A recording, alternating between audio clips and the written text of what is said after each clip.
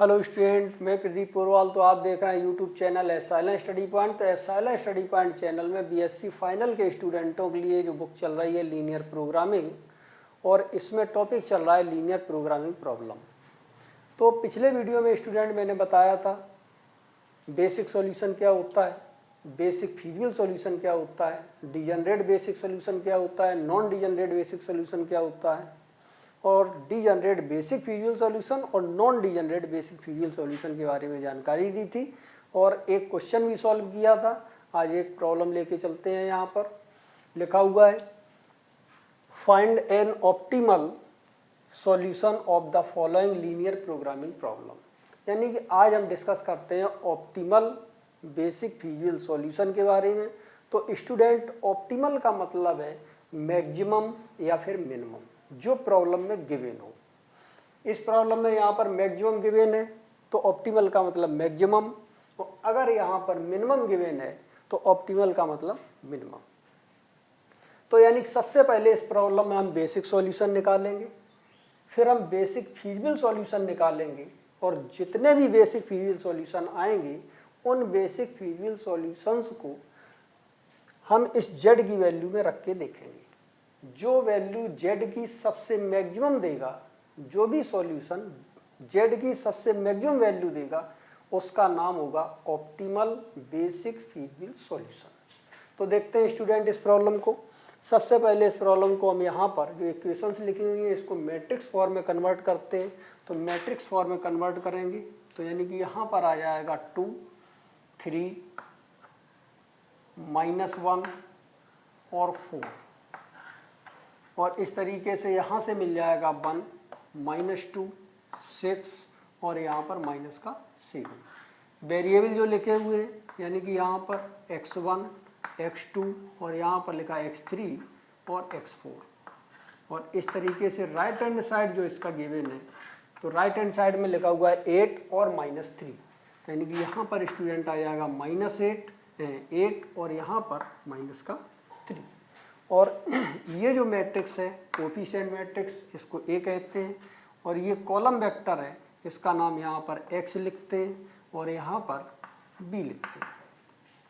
तो जो A matrix है उसका ऑर्डर है 2 रो है और 4 कॉलम है, 2×4 की है। इसमें ये वाला जो कॉलम है फर्स्ट कॉलम, ये कॉलम वेक्टर है, इसको डिनोट करते हैं हम अल्फ़ा 1 से।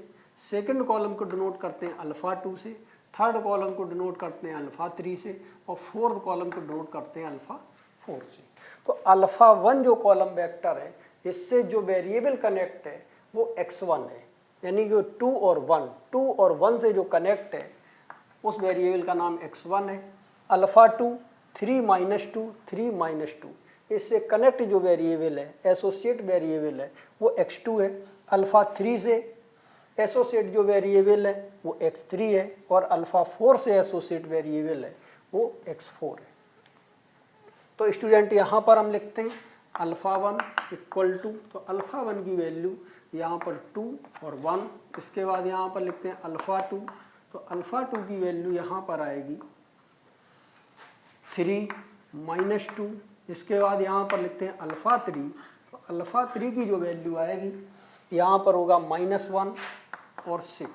इस तरीके से यहाँ पर लिखेंगे अल्फ़ा 4, तो अल्फ़ा 4 की वैल्यू यहाँ पर 4 और -7, यहाँ पर आ जाएगा 4 और इसको यहाँ पर लिखते हैं -7। तो अब स्टूडेंट हम देखते हैं यहाँ पर जो इक्वेशन है वो 2 है, तो 2×2 की सब मैट्रिसेस बनाएंगे A की, इसकी सब मैट्रिक्स 2×2 की बनाएंगे। तो यानी कि पहली मैट्रिक्स का नाम यहाँ पर लिखते हैं B1 =, इसमें 2 वेक्टर लिखते हैं। पहले हम लिखते हैं अल्फ़ा 1 अल्फ़ा 2, तो यानी कि यहाँ से आ जाएगा अल्फ़ा 1 अल्फ़ा 2। इसके बाद दूसरी मैट्रिक्स बनाते हैं सब मैट्रिक्स B2, इसमें अल्फ़ा 1 और अल्फ़ा 3 रखते हैं, तो अल्फ़ा 1 और अल्फ़ा 3। इसके बाद यहाँ पर लिखते हैं B3, इसको यहाँ पर लिखते हैं अल्फ़ा 1 और अल्फ़ा 4, तो यानी कि यहाँ से आ जाएगा अल्फ़ा 1 और अल्फ़ा 4। अल्फ़ा 1 को हमने सभी के साथ रखा है। अब हम एक नई मैट्रिक्स बनाते हैं, तो अल्फ़ा 2 को लिखते हैं, यानी अब यहाँ पर लिखेंगे B4, अल्फ़ा 2 अल्फ़ा 3 लेते हैं तो अल्फ़ा 2 अल्फ़ा 3 मिलेगा। इसके बाद यहाँ पर लिखते हैं B5 लिखेंगे, तो अल्फ़ा 2 और अल्फ़ा 4 लिखेंगे, तो यानी कि यहाँ से आ जाएगा अल्फ़ा 2, इसको यहाँ पर अल्फ़ा 4।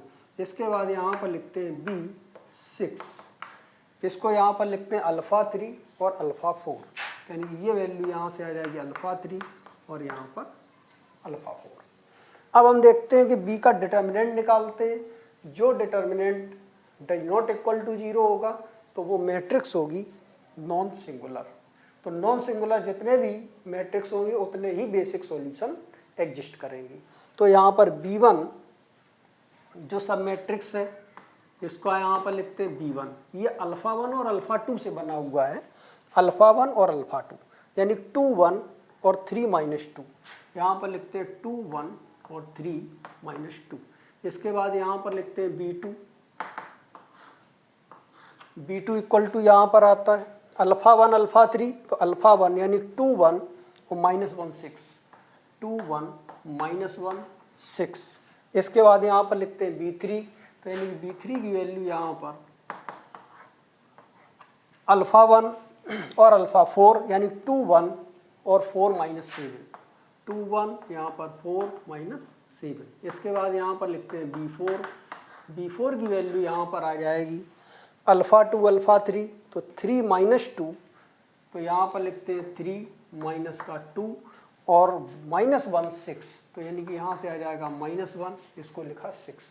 इसके बाद यहाँ पर लिखते हैं B5, तो B5 की जो वैल्यू आएगी अल्फ़ा 2 और अल्फ़ा 4, तो अल्फ़ा 2 की वैल्यू 3 -2, तो यानी कि यहाँ पर 3 -2 और अल्फ़ा 4 4 -7, तो यानी कि यहाँ पर लिखा 4 -7। ये B5 था, अल्फ़ा 2 और अल्फ़ा 4। इसके बाद अब यहाँ चलते हैं B6, तो यानी B6 की वैल्यू हम यहाँ पर निकाल लेंगे, तो B6 की जो वैल्यू आएगी वो यहाँ पर लिखी हुई है अल्फ़ा 3 और अल्फ़ा 4, तो अल्फ़ा 3 लिखा है -1 6, तो -1 6 आ गया, अल्फ़ा 4 4 -7 आ गया, तो यानी यहाँ पर लिखते हैं 4 और इसको यहाँ पर लिखते हैं -7। अब स्टूडेंट यहाँ पर हम चेक करते हैं इनका डिटर्मिनेंट, तो यानी कि यहाँ पर B1 मैट्रिक्स का डिटर्मिनेंट निकालेंगे, तो -4 और -3, तो यानी कि यहाँ से आ जाएगा -7, जो कि है डज नॉट इक्वल टू 0। इसके बाद अब यहाँ पर निकालते हैं B2 का डिटर्मिनेंट, तो B2 का डिटर्मिनेंट 12 + 1, तो यहाँ से आ जाएगा 13, ये भी डज नॉट इक्वल टू 0 है। इसके बाद B3 का डिटर्मिनेंट निकालेंगे, तो यहाँ पर B3 का डिटर्मिनेंट निकालते हैं, तो -14 और -4, तो माइनस का यहाँ से मिल जाएगा 18, ये भी डज नॉट इक्वल टू 0 है। इसके बाद डिटर्मिनेंट निकालते हैं यहाँ पर B4 का, तो 18 - 2 आएगा, तो यानी कि यहाँ पर 16 लिखते हैं, ये भी डज नॉट इक्वल टू 0। इसके बाद B5 का डिटर्मिनेंट निकालते हैं, तो यानी कि यहाँ से आ जाएगा B5, तो -21 और यहाँ से प्लस का 8 मिल जाएगा, तो इस तरीके से -13 मिल जाएगा, तो माइनस का यहाँ से 13, ये भी डज नॉट इक्वल टू 0 है। और यहाँ पर डिटर्मिनेंट B6 का जब निकालेंगे, तो यहाँ से 7 और -24 माइनस का और 7 यहाँ से मिल जाएगा प्लस का, तो इस तरीके से यहाँ से आ जाएगा -17 और ये भी डज नॉट इक्वल टू 0 है। तो सभी मैट्रिक्स जो B1 B2 B3 B4 B6 है, तो ये सभी नॉन सिंगुलर हैं, तो यहाँ पर लिखते हैं सिंस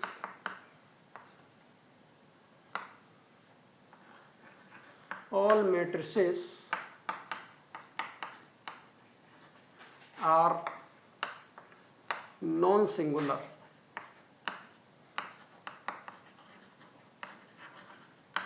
सभी मैट्रिक्स नॉन सिंगुलर हैं, therefore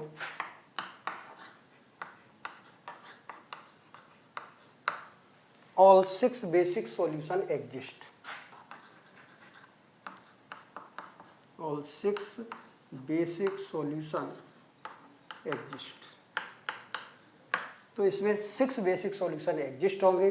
तो स्टूडेंट अब हम निकालते हैं 6 बेसिक सॉल्यूशन।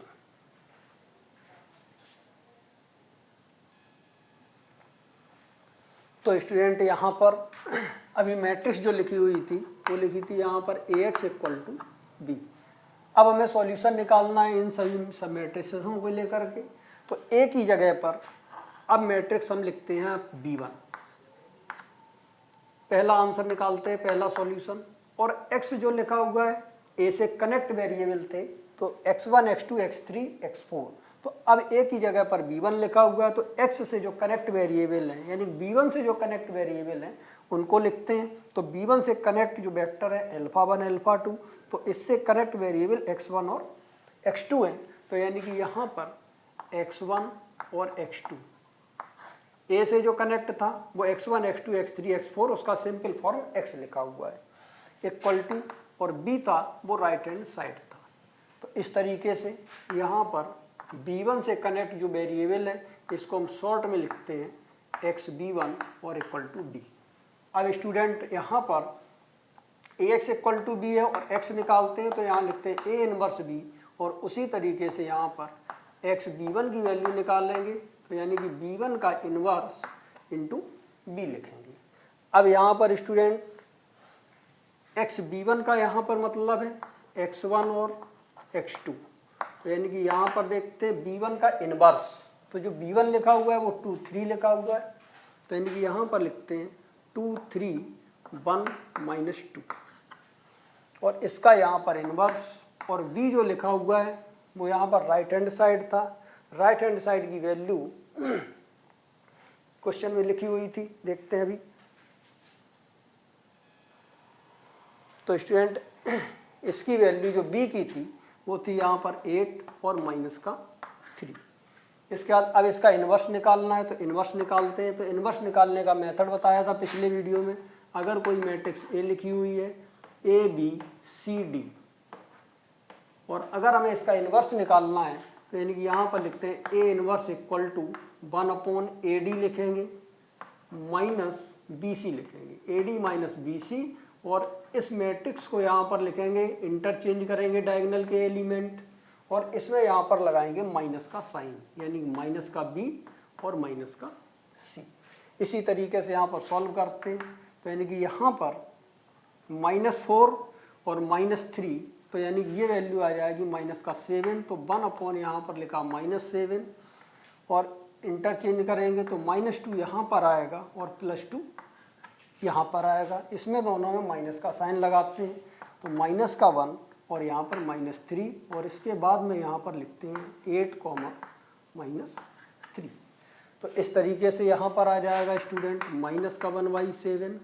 इसको सॉल्व करेंगे, इसका इसमें इनटू करेंगे, तो माइनस का यहाँ से 16 और प्लस का 3, तो माइनस का यहाँ से आ जाएगा 13। फिर इसका इसमें इनटू करेंगे तो माइनस का 24 मिल जाएगा और माइनस का 6 मिल जाएगा। तो इस तरीके से यहाँ से -30 आएगा। तो यहाँ पर इंटू करते हैं -1/7 का, तो यहाँ से मिलेगा 13/7, और इसमें यहाँ पर आ जाएगा प्लस का 30/7। तो इस तरीके से 30/7 ये वैल्यू आई। तो ये वैल्यू यहाँ पर x1 x2 की। आगे देखते हैं अब।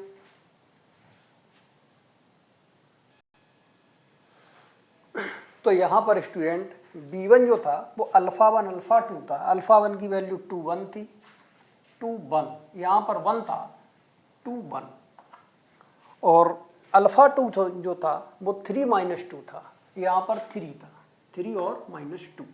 तो स्टूडेंट यहाँ पर इंटरचेंज हो गया था, यहाँ 3 यहाँ पर 1 लिख गया था, तो ये यहाँ पर करेक्शन कर लें। डिटर्मिनेंट इसका निकालेंगे, कोई इफेक्ट नहीं आएगा, -7 आएगा। अब यहाँ पर देखते हैं B1 का इनवर्स इंटू B, तो B1 की जगह पर यहाँ पर 1 है और यहाँ पर 3 है। अब इसका इनवर्स निकालते हैं, तो इनवर्स के लिए इसको इंटरचेंज करते हैं, तो -2 और +2 आ जाएगा। इसमें माइनस का साइन लगाते हैं, तो यहाँ पर -3 आएगा और यहाँ पर -1 आएगा। अब स्टूडेंट इसको सॉल्व करते हैं यहाँ पर, तो ये जो वैल्यू आएगी यहाँ पर इसका इसमें इंटू करेंगे -16 आएगा और यहाँ पर प्लस का 9 आएगा। तो सॉल्व करेंगे -7 मिलेगा, और इसका इसमें इंटू करेंगे तो माइनस का 8 और माइनस का 6, तो माइनस का यहाँ पर 14 आएगा। तो इस तरीके से सॉल्व करते हैं, -7 से डिवाइड करेंगे तो यहाँ 1 आ जाएगा स्टूडेंट और यहाँ पर 2 आ जाएगा। अब देखते हैं आगे से।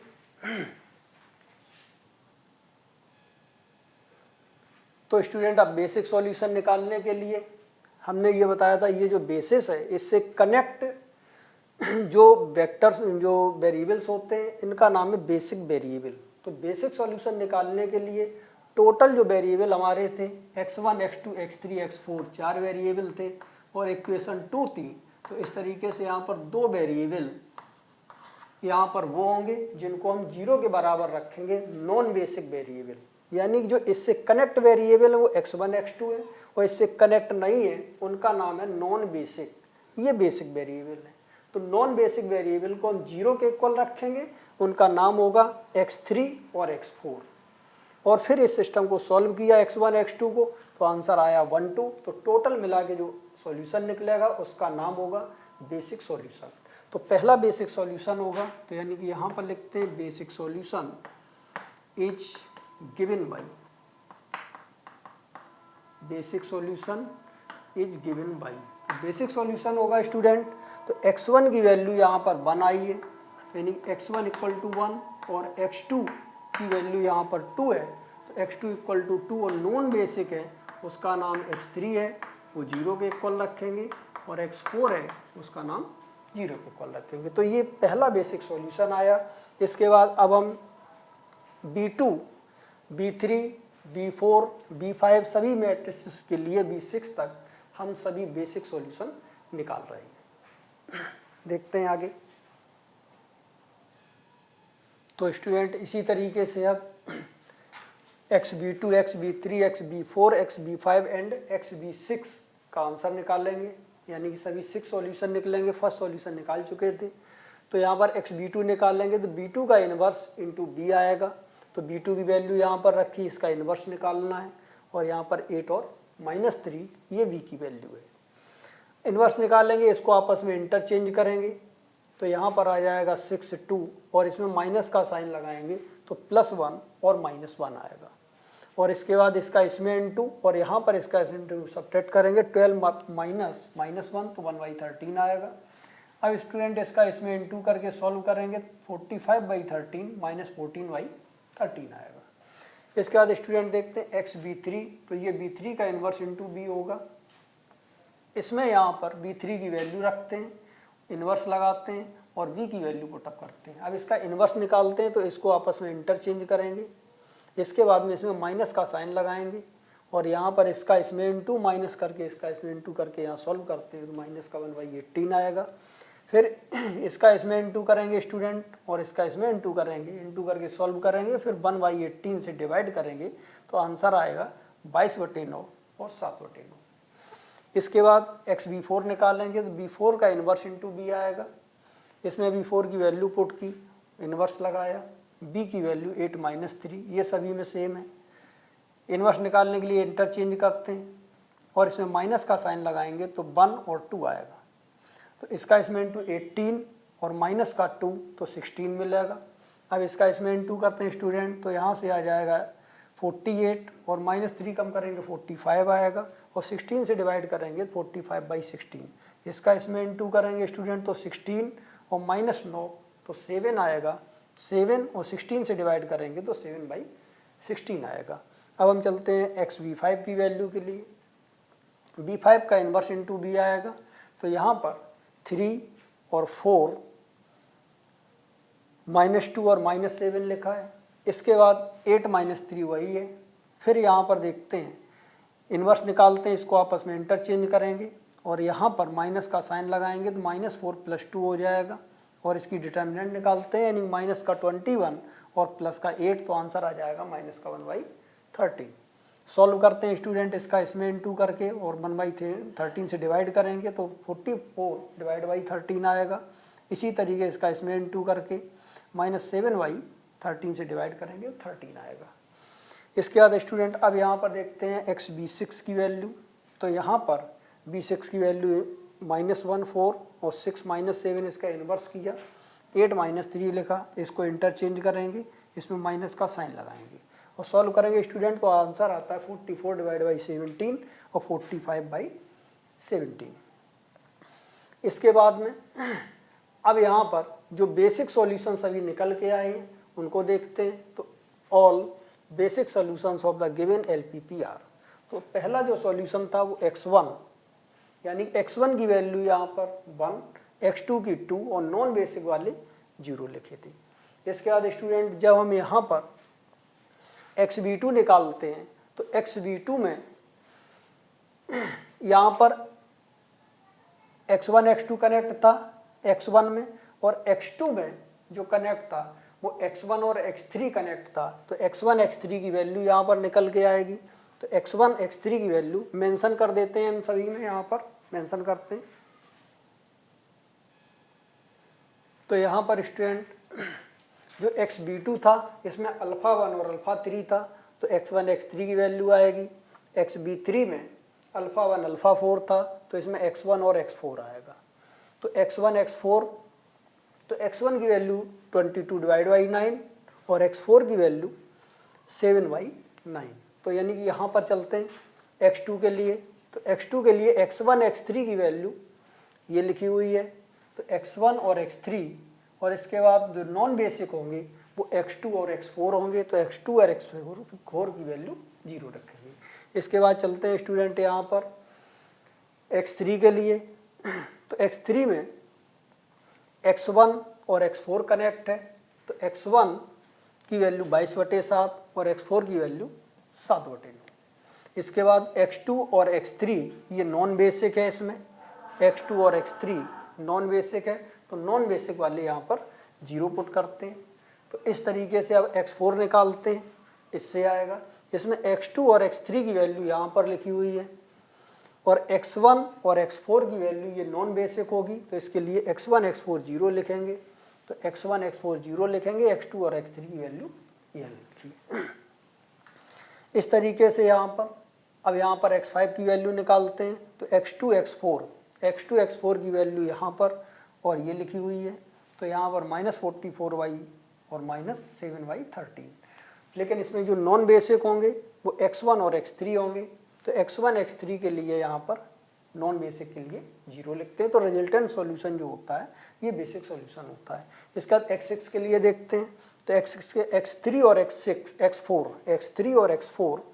44/17 और 45/17, 44/17 45/17। लेकिन इसमें जो नॉन बेसिक होगा वो x1 और x2 होगा। तो x1 x2 को हमने 0 के बराबर पुट कर दिया। तो स्टूडेंट ये सभी 6 बेसिक सॉल्यूशंस हमारे आए हुए हैं। इसमें अब हमें निकालना है, सबसे पहले निकालते हैं बेसिक सॉल्यूशन, फिर निकालते हैं बेसिक फीजिबल सॉल्यूशन। तो अब बेसिक फीजिबल सॉल्यूशन पर चलते हैं, जो फीजिबल की कंडीशन सेटिस्फाइड करे, यानी कि इसमें जो बेसिक वेरिएबल होंगे वो नॉन नेगेटिव होने चाहिए। जिसमें बेसिक वेरिएबल नॉन नेगेटिव होगा वो बेसिक फीजिबल सॉल्यूशन होगा। तो इसमें बेसिक वेरिएबल 1 2 है, ये नॉन नेगेटिव है, यानी कि दोनों पॉजिटिव आए। एक बेसिक सॉल्यूशन ये होगा, इसमें ये बेसिक वेरिएबल है x1 और x3। जो x2 निकाला था हमने वो इससे निकाला था। इसमें x1 और x3 ये बेसिक वेरिएबल हैं। तो इसमें x3 की जो वैल्यू है -14/13 आई, ये नेगेटिव है। तो इसलिए ये जो सॉल्यूशन होगा ये बेसिक सॉल्यूशन नहीं होगा। इसके बाद यहाँ पर देखते हैं ये बेसिक सॉल्यूशन। तो बेसिक वेरिएबल एक ये था, दूसरा ये था, यानी x1 और x4 बेसिक वेरिएबल थे इसमें। तो इसलिए ये दोनों पॉजिटिव हैं, नॉन नेगेटिव कंडीशन इसमें सेटिस्फाइड है। तो इसलिए एक बेसिक फीजिबल सॉल्यूशन ये होगा। इसमें एक बेसिक फीजिबल सॉल्यूशन ये होगा, इसमें भी नेगेटिव का साइन नहीं है, तो एक ये आ गया। इसके बाद इसमें नेगेटिव का साइन आया है, तो ये यहाँ पर बेसिक फीजिबल सॉल्यूशन नहीं होगा। इसमें यहाँ पर नेगेटिव का साइन नहीं है, तो इसलिए ये भी basic solution, basic feasible solution होगा। तो नेगेटिव साइन वाले 2 आए, एक ये और एक ये। तो x2 और x5 को छोड़ करके जो 4 निकले हैं, x1 x3 x4 और x6, ये बेसिक फीजिबल सॉल्यूशन है। तो x1 x3 x4 और x6। अब स्टूडेंट देखते हैं यहाँ पर ऑप्टिमल बेसिक फीजिबल सॉल्यूशन कौन सा होगा। तो ये 4 बेसिक फीजिबल सॉल्यूशंस जो आए हैं इनको x1 x2 x3 x4 ये हम z में उठा करके यहाँ पर पुट करेंगे, x1 x2 x3 और x4 की जगह पर, और सॉल्व करेंगे, z की वैल्यू निकालेंगे। फिर हम दूसरे वाले x3 को रखेंगे इसमें, फिर z की वैल्यू निकलेगी। फिर इसको हम इसमें रखेंगे x1 x2 x3 x4 की जगह पर, z में तीसरी वैल्यू निकलेगी, और x1 x2 x3 x4 फिर हम यहाँ पर जेड की वैल्यू में रखेंगे यहाँ पर, तो जेड की चौथी वैल्यू निकलेगी। तो हम देखते हैं कि इसमें चारों वैल्यू में जो सबसे मैक्सिमम वैल्यू होगी, क्योंकि जेड के पहले लिखा है मैक्सिमम, तो मैक्सिमम वैल्यू जो भी सॉल्यूशन इसमें मैक्सिमम वैल्यू देगा उस सॉल्यूशन का नाम होगा ऑप्टिमल बेसिक फीजिबल सॉल्यूशन। देखते हैं इसमें कौन सा सॉल्यूशन ऐसा है, इसमें 4 सॉल्यूशन लिखे हुए हैं, कौन सा ऐसा सॉल्यूशन है जो जेड की सबसे मैक्सिमम वैल्यू देगा, उसी का नाम होगा ऑप्टिमल बेसिक फीजिबल सॉल्यूशन। देखते हैं आगे इसको। तो स्टूडेंट यहाँ पर x1 की जगह पर 1, x2 की जगह पर 2, x3 0, x4 0, इसमें यहाँ पर पुटअप करते हैं तो 2 इंटू 1 आएगा, 3 इंटू 2 आएगा, x3 की जगह पर 0 और x4 की जगह पर 0 पुट करेंगे और इंटू सॉल्व करते हैं तो इस तरीके से आंसर आता है यहाँ पर 8। इसके बाद Z2 निकालते हैं तो दूसरे सॉल्यूशन को लिखेंगे x1, x2, x3, x4 की जगह पर, इसमें पुटअप करते हैं तो 2 इंटू यहाँ से आ जाएगा 0, 3 इंटू 45 बाई 2 इंटू 22 बाई 9, फिर 3 इंटू 0, 4 इंटू यहाँ पर 0 और इस तरीके से 7 इंटू 7 बाई 9, और स्टूडेंट इसको सॉल्व करते हैं तो आंसर आता है 31 बाई 3। फिर यहाँ पर देखते हैं तीसरे सॉल्यूशन को रखते हैं 0, 45 बाई 16, तो यहाँ 0 पुटअप करेंगे, यहाँ 45 बाई 16 करेंगे, प्लस फिर यहाँ पर आता है 7 बाई 16 और 0, 4 इंटू 7 बाई 16 और 7 इंटू 0, तो आंसर आता है 163/16। इसके बाद 0, 0, 44 डिवाइड बाई 17, तो यानी कि यहाँ पर लगते हैं 0, यहाँ पर 0, 44 डिवाइड बाई 17 और यहाँ पर 7 इंटू 45 डिवाइड बाई 17। सॉल्व करते हैं स्टूडेंट तो आंसर आता है 491 डिवाइड बाई 17। तो स्टूडेंट इन सभी जेड की वैल्यू में सबसे मैक्सिमम वैल्यू जो यहाँ पर मिल रही है 491 डिवाइड बाई 17, यानी कि इस सॉल्यूशन पर मिल रही है, x6 वाले सॉल्यूशन पर ये वैल्यू यहाँ पर मिल रही है। तो लिखा है thus Z4 is maximum value of Z attend at the basic feasible solution. जो बेसिक फिजिबल सॉल्यूशन है वो 0, 0, 44 बाई 17 और 45 बाई 17, तो ये x1 है, x2 है, x3 है, x4 है। तो ऑप्टिमल बेसिक फिजिबल सॉल्यूशन इसी का नाम है, यहीं पर Z की सबसे मैक्सिमम वैल्यू मिली हमको। तो लिखा है hence the optimal solution of the given LPP is x1 equal to 0, x2 equal to 0, x3 equal to 44 और x4 इक्वल टू 45 बाई 17। तो स्टूडेंट आज इस वीडियो में यहीं तक। सभी स्टूडेंट इस वीडियो को लाइक कर दें, शेयर कर दें और सब्सक्राइब कर दें ताकि हमारे आने वाले हर वीडियो की नोटिफिकेशन सभी स्टूडेंटों को मिल सके। अगले वीडियो में नई प्रॉब्लम के साथ आएंगे। That's all.